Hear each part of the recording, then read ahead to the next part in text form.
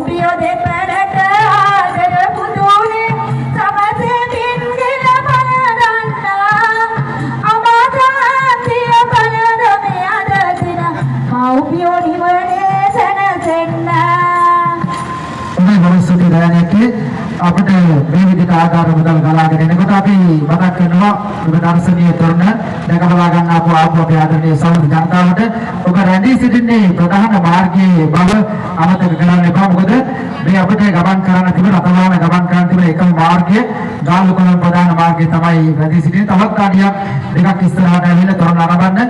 මොකද රටවාන අංශය අහුම්ගල්ල පොලිස් ස්ථානයේ ස්ථානාධිපතිතුමන් වගේම සියලුම නිලධාරීන්ට අපි ආරක්ෂාව ලබා දී පිළිබඳව ඔවුන්ට ඔබගේ සහයෝගය ලබා දෙන්න. මොකද ඔබගේ සහයෝගය තමයි මේ කටයුත්තට විශේෂයෙන්ම ආරක්ෂාව ලබා දීමේ අංක 11 අහුම්ගල්ල පොලිස් ස්ථානයේ තමයි ලැබී තිබෙන්නේ. සියලු දෙනාට අපේ ගෞරවනීය සෝතිය බෙලස පොත ගන්න කැමති ආධාර මුදල් කෙවෙන් ලැබෙනවා. අපි විදිහේ දාත කතා වස්තුව ගෙනෙන්නට බලාපොරොත්තු වෙනවා. තවත් ආධාර මුදලක් ලැබෙනවා. මේ දර්ශනීය තොරණ රාජ්‍ය අපිට ආයත කරන්නේ ව්‍යාපාරික එකමුතුවද දකුණු පළාතේ ජනන්තම තොරණ බවට බලපු අය හැම කෙනෙක්ම කිව්වේ ලස්සනම තොරණ තමයි අයියේ මේක තමයි කියලා.